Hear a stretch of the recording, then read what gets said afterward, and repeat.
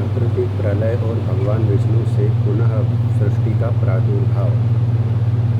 सूत जी ने कहा, 4000 युगों के बीतने पर ब्रह्मा का नैमित्तिक प्रलय काल आता है।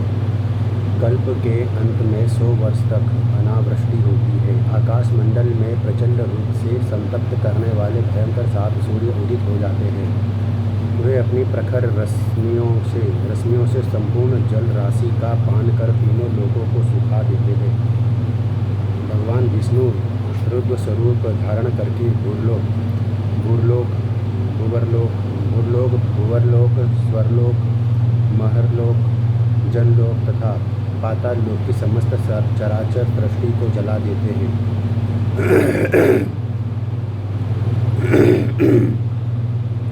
भगवान विष्णु तीनों लोकों को जलाने के बाद संवर्तक नाम के मेघों की सृष्टि करते हैं। नाना प्रकार के महामेघ 100 वर्षों तक बरसते हैं।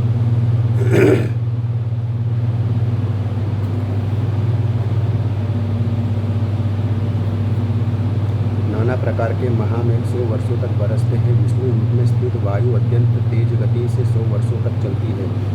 उस जल वृष्टि से समुद्र के समान उत्ताल तरंगों वाले संसार के इस प्रलय काल में स्थावर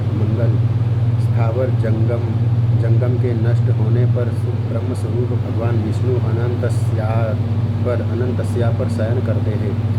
1000 वर्ष तक सोने के पश्चात जब वे जागते हैं तो पुनः उन्हीं के द्वारा इस जगत की सृष्टि होती है।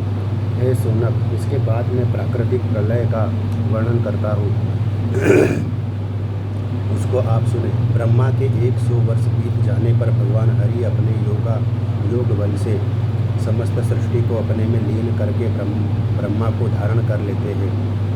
इस काल में जो प्राणी ब्रह्मलोक में स्थित रहते हैं वे भी भगवान विष्णु में लीन हो जाते हैं। वे ब्राह्मण श्रेष्ठ उस काल में अनावृष्टि करने वाले सूर्यों से संपन्न मेघ थे। मेघों के लगातार 100 वर्ष तक बरसते रहने से संपूर्ण ब्राह्मण जल से भर उठता है। अंदर प्रविष्ट हुई इस जल राशि से ब्रह्मांड फट जाता है। ब्रह्मा की आयु पूर्ण होते ही सब कुछ जल में ही लय हो जाता है। संसार में कुछ भी शेष नहीं रहता। संसार को आधार प्रदान करने वाली यह पृथ्वी भी उस जल राशि में डूब जाती है। उस समय जल तेज में तेज, वायु में वायु, आकाश में और आकाश भूतादि महत्व में प्रविष्ट हो जाता है और महतत्व प्रकृति में तथा प्रकृति अव्यक्त परम पुरुष में लीन हो जाती है। वे हरि अव्यक्त पुरुष 100 वर्ष तक सोते हैं। तदंतर ब्रह्मा का दिन आने पर अव्यक्तादि क्रम से पुनः व्यक्तिभूत चराचर जगत की सृष्टि करते हैं। अध्याय 224। कर्म विपाक का कथन।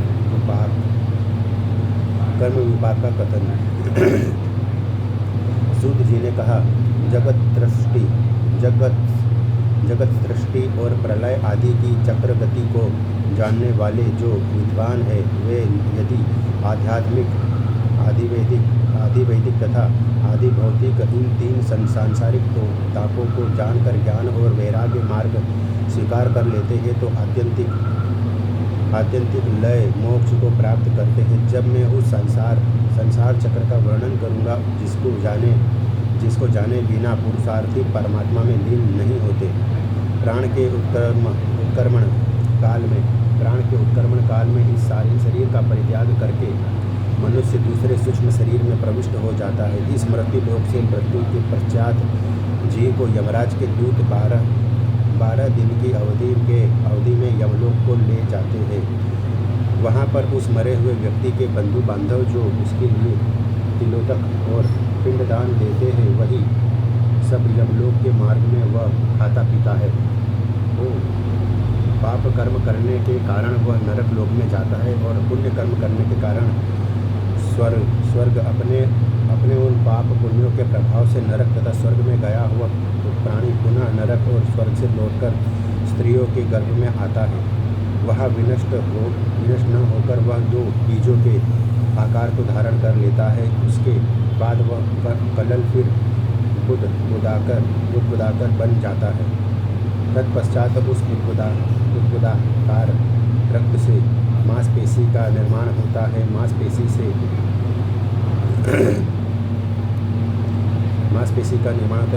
से मांस अंडाकार बन जाता है। वह एक परिमाण विशेष के समान होता है। उसी अंडे से अंकुर बनता है। उस अंकुर से अंगुली, नेत्र, नाक, मुख और कान आदि अंग उपांग पैदा होते हैं। उसके बाद वह विकसित अंकुर में उत्पादक शक्ति का संचार होने लगता है, जिससे हाथ पैर की अंगुलियां, नख आदि निकल आते हैं। शरीर में त्वचा और रोम तथा बाल निकलने लगते हैं। इस प्रकार गर्भ में विकसित होता हुआ यह जीव 9 मास तक अधोमुख स्थित रहकर 10वें मास में जन्म लेता है। तदंतर संसार को अत्यंत मोहित करने वाली भगवान विष्णु की वैष्णवी माया उसे आवृत कर लेती है। यह जीव बाल्यावस्था, कौमारावस्था, युवावस्था तथा वृद्धावस्था को प्राप्त करता है।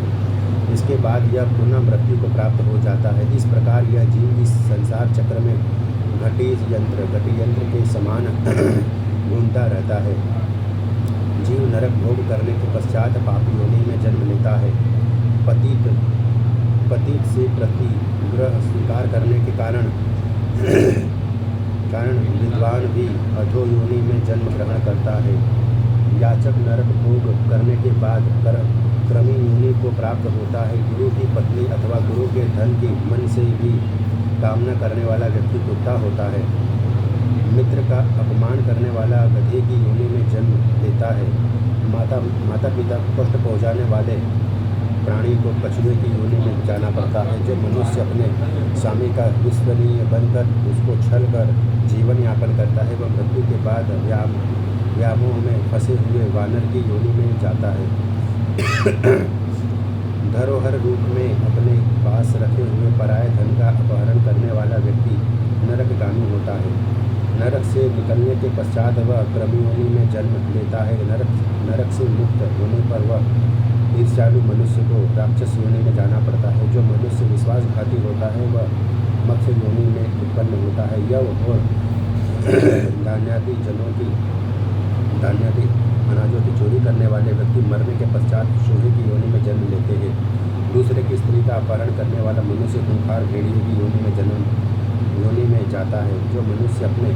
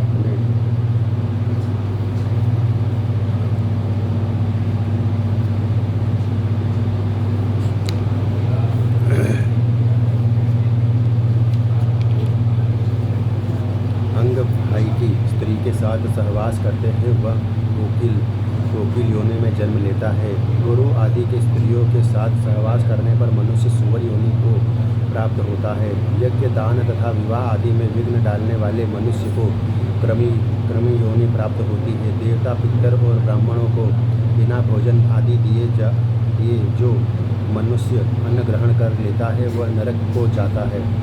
वहाँ से मुक्त होकर वह पापी काक योनि को प्राप्त करता है। बड़े भाई का अपमान करने से मनुष्य को क्रोच पक्षी विशेष योनि की प्राप्ति होती है। यदि शूद्र ब्राह्मण स्त्री के साथ रमण करता है तो वह क्रमी योनि में जन्म लेता है। उस ब्राह्मणी से यदि वह संतानोत्पत्ति करता है तो वह लकड़ी में लगने वाले धूल नामक क्रमी की योनि को प्राप्त होता है। कृतघ्न व्यक्ति क्रमी कीट पतंग तथा बिच्छू की योनियों में भ्रमण करता है। जो मनुष्य शस्त्रहीन पुरुष को मारता है वह दूसरे जन्म में गधा होता है। स्त्री और बच्चे का वध करने वाले को क्रमी योनि प्राप्त होती है। भोजन की चोरी करने वाला मक्खी की योनि में जाता है। अन्न की चोरी करने वाला बिल्ली की योनि में जाता है। तिल की चोरी करने वाला चूहे की योनि में जन्म लेता है। घी की चोरी करने वाला मनुष्य नेवला और मदगुड़ मत्स्य विशेष के मांस की चोरी करने वाला कांक योनि में जाता है। मधु की चोरी करने पर मनुष्य दंशक योनि तथा अपूप हुआ की चोरी करने पर चींटी की योनि में जन्म लेता है। जल का अपहरण करने पर पापी व्यक्ति ऊँट योनि में उत्पन्न होता है। लकड़ी की चोरी करने पर मनुष्य हारिल नामक पक्षी अथवा कबूतर की योनि में जन्म लेता है। जो प्राणी स्वर्ण पात्र की चोरी करता है उसको क्रमी योनि में जन्म लेना पड़ता है। दंशक वन मच्छी का बड़े मच्छी।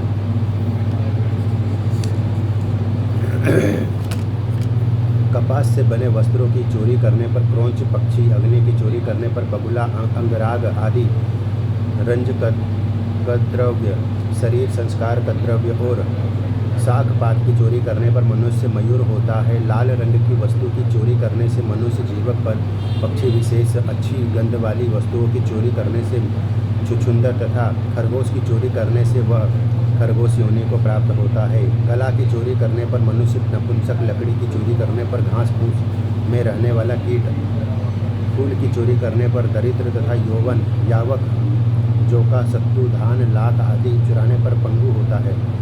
शाक पात की चोरी करने पर हारित और जल की चोरी करने पर चातक पक्षी होता है। जो मनुष्य किसी के घर का अपहरण करता है वह मृत्यु के पश्चात महाभयानक रौरव आदि नरक लोक में जाकर कष्ट भोगता है। तृण, गुल्म, लता, वल्लरी और वृक्षों की छाल चुराने वाला व्यक्ति वृक्ष योनि को प्राप्त होता है। यही स्थिति गौ, सुवर्ण आदि की चोरी करने वाले मनुष्यों की भी है। विद्या की चोरी करने वाला मनुष्य विभिन्न प्रकार के नरक लोगों को भोग करने के पश्चात गूंगे की योनि में जन्म लेता है। समिधा रहित अग्नि में आहुति देने वाला मंदाग्नि रोग से ग्रस्त होता है। दूसरे की निंदा करना, कृतघ्नता, दूसरे की मर्यादा को नष्ट करना, निष्ठुरता, अत्यंत घृणित व्यवहार में अभिरुचि, पर स्त्री के साथ सहवास करना, पराये धन का अपहरण करना, अपवित्र रहना, देवों की निंदा तथा मर्यादा के बंधनों को तोड़कर अशिष्ट व्यवहार करना, कर्पणता करना तथा मनुष्यों का हनन करना, नरक भोग करने जन्म लिए हुए मनुष्यों के ये लक्षण हैं। नरक भोग करके जन्म लिए हुए मनुष्यों के ये लक्षण हैं। ऐसा सभी को जान लेना चाहिए। प्राणियों के प्रति दया, सद्भावपूर्ण वार्तालाप, परलोक के लिए सात्विक अनुष्ठान, सत्कार्यों का निष्पादन, सत्य धर्म का पालन, दूसरे का हित चिंतन, मुक्ति की साधना, वेदों में प्रामाण्य बुद्धि, गुरु, देवर्षि और सिद्धिर्षियों की सेवा, साधु जनों द्वारा बताए गए नियमों का पालन, सत्क्रियाओं का अनुष्ठान तथा प्राणियों के साथ मैत्री भाव ये स्वर्ग से आए हुए मनुष्य के लक्षण है। जो मनुष्य योग शास्त्र द्वारा बताए यम नियमादि अष्टांग योग के साधन से सद्ज्ञान को प्राप्त करता है वह आत्यंतिक फल अर्थात मोक्ष का अधिकारी बन जाता है। अभ्यास 225।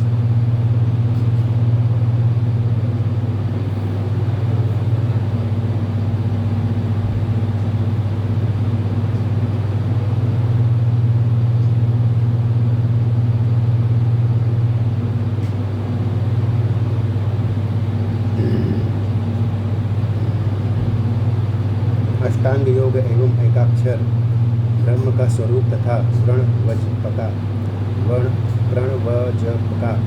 प्रणव जप का महात्म्य। सूत जी ने कहा, हे द्विज श्रेष्ठ, अब मैं समस्त अंगों सहित महायोग का वर्णन करूँगा। यह महायोग मनुष्य को भोग और मोक्ष प्रदान करने का श्रेष्ठतम साधन है। भक्तिपूर्वक इस महायोग की विधि का पाठ करने मात्र से मनुष्य के सभी पापों का विनाश हो जाता है। इसे अब आप सुने। महामति भगवान दत्तात्रेय ने राजा अलर्क से कहा था कि हे राजन, ममता ही दुख का मूल है। ममता ही दुख का मूल है और ममता का परित्याग ही दुख से निवृत्ति का उपाय है। ममता का परित्याग ही दुख से निवृत्ति का उपाय है। अहंकार अज्ञान रूपी महातरु का अंकुर है। ममता उसका तना है। घर और क्षेत्र आदि उसकी शाखाएं है। पत्नी उसका पल्लव है तथा धन धान्य महान पत्र है और पाप ही उसका अत्यंत दुर्गम मूल है। इस प्रकार पाप मूलक अपातरणीय सुख शांति के लिए यह अज्ञान रूपी महातरु पैदा हुआ है। जो लोग ज्ञान रूपी कुल्हाड़ी से अज्ञान रूप महावृक्ष को काट गिराते हैं वे ही परम ब्रह्म में लीन हो जाते हैं। तदंतर ब्रह्मरस को प्राप्त कर उसका भली भांति निष्कटक पान करके ज्ञान पुरुष प्राज्ञ पुरुष नित्य सुख एवं परम शांति को प्राप्त करते हैं।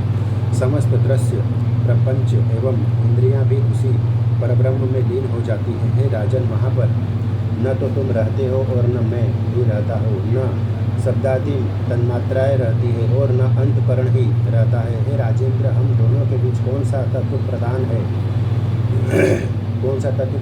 वास्तव में हम दोनों निसार हैं। हे राजन, जीव और आत्मा में एक होने पर भी पृथक भाव का बोध होता है। यह पृथक भाव का बोध ज्ञान स्वरूप ज्ञान के तिरोधान से होता है। यद्यपि ज्ञान का तिरोधान योगी ब्रह्मविहीन जीव में नहीं होना चाहिए, पर वेद बुद्धि मूलक समस्त प्रपंच सबके अनुभव में आ रहा है। अतः इसकी उपपत्ति के लिए यह मानना पड़ता है कि ज्ञान का तिरोधान अनादिकाल से चला आ रहा है। यह ज्ञान का तिरोधान अज्ञान मूलक है, इसीलिए ज्ञान को ज्ञान नाश की दशा कहा जाता है। यह ज्ञान नाश की दशा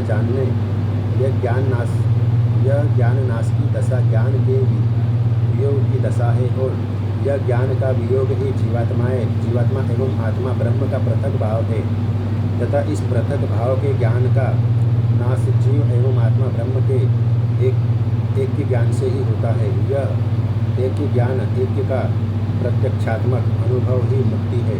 अनेक का अनुभव तो प्राकृत गुणों मायिक विस्तार के कारण होता है। प्राणी का जिसमें निवास होता है वह घर है।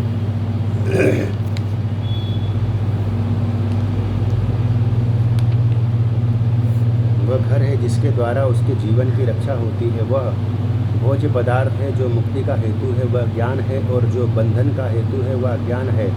हे राजन, प्राणियों के पुण्य और पाप का विनाश उसके द्वारा किए जाने वाले सुख दुखात्मक भोगों से होता है और अवश्य करणीय जो कर्तव्य है उनको न करने से पुण्य का क्षय हो जाता है। अहिंसा, सत्य, असत, अस्तेय, ब्रह्मचर्य और अपरिग्रह ये 5 नियम है।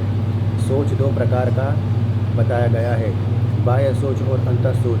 संतोष, तपस्या, शांति, नारायण का पूजन और इंद्रिय दमन ये योग के साधन है। आसनों के पद्म आदि भेद है। शरीर के अंतर्गत प्रवाहित होने वाली वायु पर विजय प्राप्त करना प्राणायाम है। प्रत्येक प्राणायाम पूरक, कुंभक और रेचक के भेद से 3 प्रकार का होता है। यही 3 प्राणायाम जब 10 मात्राओं का होता है तो इसे लघु प्राणायाम तथा इससे दुगुनी मात्रा का मध्यम प्राणायाम और 3 गुनी मात्राओं का उत्तम प्राणायाम कहा गया है। जिस प्राणायाम में योगी जन जप और ध्यान से युक्त होते हैं उसे सगर्भ प्राणायाम और उसके अतिरिक्त प्राणायाम अर्थात जप तथा ध्यान से रहित होने पर अगर्भ नामक प्राणायाम कहलाता है। प्रथम प्राणायाम से योगी स्वप्न पर जय प्राप्त करता है, द्वितीय प्राणायाम से योगी कंप पर और तृतीय प्राणायाम से विपाक पर जय प्राप्त करता है। इस प्रकार इन तीनों दोषों को योगी प्राणायाम से जीत लेता है। योगी को आसन लगाकर प्राणायाम में चित्त एकाग्र करके ध्यान और जप करना चाहिए। इस स्थिति में वह अपने दोनों एड़ियों से लिंग और अंग कोशों को दबाकर एकाग्र मन से स्थित रहे। जो योग मार्ग से भली भांति परिचित है उसे अपनी रजोवृत्ति से तमोवृत्ति को तथा सत्ववृत्ति से रजोवृत्ति को निरुद्ध करके निश्चल भाव से प्रणव का जप करते हुए ध्यान करना चाहिए। इंद्रियों, प्राण और मन आदि को उनके विषयों से निग्रहित करना चाहिए। इस तरह एक साथ ही प्रत्याहार विषयों से इंद्रियों को हटाकर अंतर्मुख करना का उपक्रम करना चाहिए। विधिवत 18 बार किया गया जो प्राणायाम है उसे योग में धारणा के नाम से स्वीकार किया जाता है। योग के तत्व को जानने वाले योगी जन ऐसी धारणा की 2 आवृत्तियों को ही योग कहते हैं। योगियों की पहली धारणा नाड़ी में, दूसरी हृदय में, तीसरी वक्ष स्थल में, चौथी उदर में, 5वीं कंठ में, 6ठी मुख में, 7वीं नासाग्र पर, 8वीं नेत्र में, 9वीं दोनों भौहों के मध्य और 10वीं मूर्धा स्थान में होती है। इस प्रकार योग में इस धारणा की 10 प्रकार का माना गया है।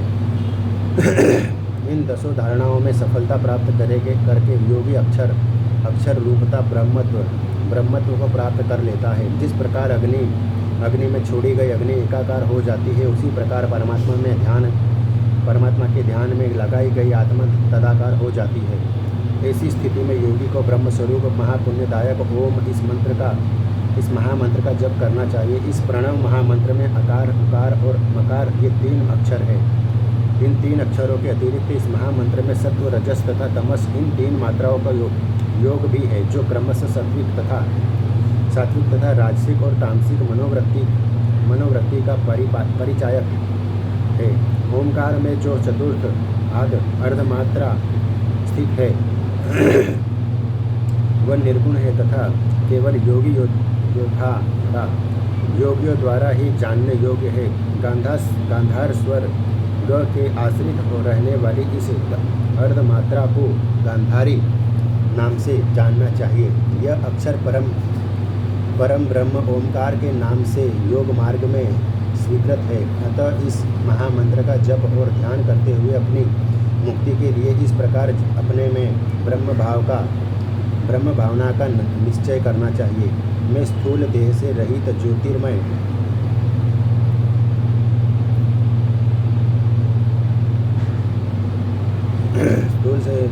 परब्रह्म हूँ। मैं जरा मरण से रहित ज्योतिर्मय परब्रह्म हूँ। मैं इस पृथ्वी के सभी मलों से रहित ज्योतिर्मय परब्रह्म हूँ। मैं वायु और आकाश से रहित ज्योतिर्मय परब्रह्म हूँ। मैं सूक्ष्म देह से रहित ज्योतिर्मय परब्रह्म हूँ। मैं समस्त ध्यान या स्थान से रहित ज्योतिर्मय परब्रह्म हूँ। मैं गंध तन्मात्रा से रहित ज्योतिर्मय परब्रह्म हूँ। मैं श्रोत्रेंद्रिय और त्वचा नामक इंद्रिय से रहित ज्योतिर्मय परब्रह्म हूँ। मैं जिह्वा तथा घ्राणेन्द्रिय से रहित ज्योतिर्मय परब्रह्म हूँ। मैं प्राण तथा अपान वायु से रहित ज्योतिर्मय परब्रह्म हूँ। मैं व्यान और उदान वायु से रहित ज्योतिर्मय परब्रह्म हूँ। मैं अज्ञान से रहित ज्योतिर्मय परब्रह्म हूँ। मैं शरीर, इंद्रिय, मन, बुद्धि, प्राण और अहंकार से रहित तुरीयावस्था में विद्यमान परम पद स्वरूप निर्ज्योतिर्मय परब्रह्म हूँ। मैं नित्य शुद्ध बुद्धि मुक्त आनंदमय अद्वैत अज्ञान स्वरूप ज्योतिर्मय परब्रह्म हूँ। सूत जी ने कहा है, सुनक, इस प्रकार मैंने मुक्ति देने वाले अष्टांग योग का वर्णन कर दिया है। जो लोग मायापाश से आबद्ध है वे सभी नित्य नैमित्तिक ही कार्य करते हैं और उसी में अंत तक लगे रहते हैं। इस कारण उन्हें परमात्मा का ऐक्य प्राप्त नहीं होता। वे पुनः इस संसार में जन्म लेते हैं जो अज्ञान से मोहित है। वे ज्ञान योग प्राप्त करके अज्ञान से मुक्त हो जाते हैं। उसके बाद वह जीवन मुक्त योगी न कभी मरता है, न कभी दुखी होता है, न रोगी होता है और न संसार के किसी बंधन से आबद्ध होता है, न वह पापों से युक्त होता है, न तो उसे नरक यातना का ही दुख भोगना पड़ता है और न वह गर्भवास में दुखी ही होता है। वह स्वयं अव्यय नारायण स्वरूप हो जाता है। इस प्रकार के अनन्य भक्ति से वह योगी भोग और मोक्ष प्रदान करने वाले भगवान नारायण को प्राप्त कर लेता है। ध्यान, पूजा, जप, स्तोत्र, व्रत, यज्ञ और दान के नियमों का पालन करने से मनुष्य के चित्त की शुद्धि होती है।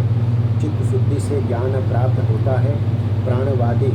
प्राणवादी मंत्रों का जप करके द्विजनों ने मुक्ति प्राप्त की है। इंद्र ने भी इंद्रासन प्राप्त किया। श्रेष्ठ गंधर्वों और अप्सराओं ने उच्च पद प्राप्त किया। देवताओं ने देवत्व और मुनियों ने मुनित्व प्राप्त किया। गंधर्वों ने गंधर्वत्व तथा राजाओं ने राजत्व को प्राप्त किया। अध्याय 226।